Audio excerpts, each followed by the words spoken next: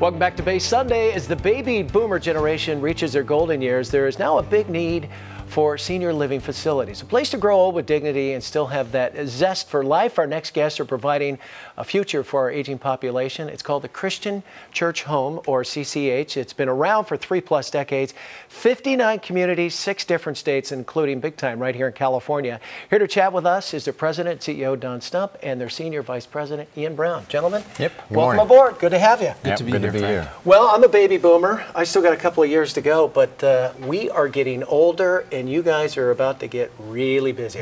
Well, we are indeed. We have a long stack of business lined up. The country is facing this situation with the retiring baby boomers. Millions of people getting ready to retire soon. Historically, the United States has had around 35 million seniors. But as the baby boomers retire, we're heading towards 70 million seniors. And they're also healthy and active and living longer.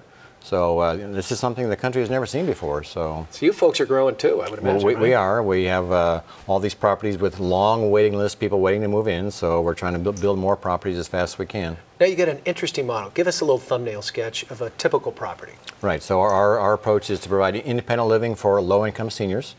In addition to affordable housing, we try and provide a whole array of support services so that a senior can stay in independent living mode as long as possible. We try and bring in nutritional support, pharmaceutical support, optometry, podiatry, whatever it takes to keep a senior living in their apartment as long as possible.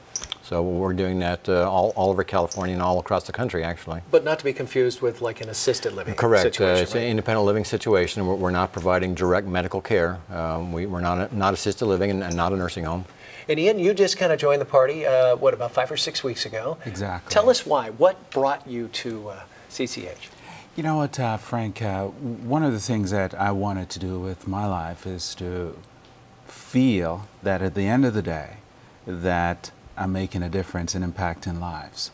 And I can tell you that on a day-to-day basis as I go about the various properties and communities that we operate with Don and others, I see the lives of the seniors who are being impacted so amazingly.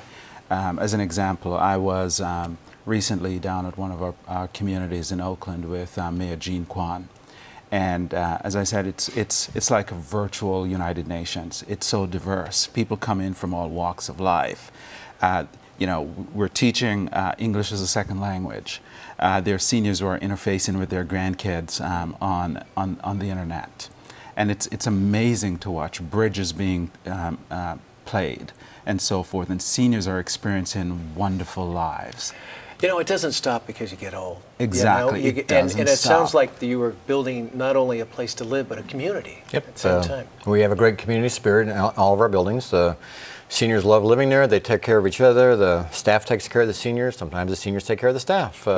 It's a great environment to hang out in. Well, I believe there was one testimonial I saw on your website where Mary Perry, she's 107, and one of the members there is helping her out a little bit. He's 92. Yeah, we have several folks over 100. Really? A fun fact there, a lot of people like to say that 2013 is the year in which somebody will be born, the first person to live to be 150. Someday folks will live to be 150, and that person may have been born this month. Oh my gosh, well, you know, there was a sign up by the Babe Ruth that said 1 in 4 kids born today will live to be 100. Yeah. I'm like, are you kidding me? But that's probably so, because you think back, the average age 100 years ago was probably mid to late 50s. Right. And we keep growing. We're trying to get ready for that. We currently operating a little over 5,000 apartments, and our plan is to try to get up to 10,000 apartments. So we're trying to double the size of the organization, trying to keep up with the huge number of retiring seniors coming. You mentioned this off camera, Don, but you got the ultimate compliment from one of your people that were staying at one of the facilities. Yeah. Most of our folks move into our properties and hope that they stay there for the rest of their lives. They are not anxious to do a lot of moving at age 75 and 85, and they hope they can just stay there and eventually pass away living in that facility. It's a great compliment. How do people get in? Oh, it's a little bit hard to get in only because of our long waiting lists.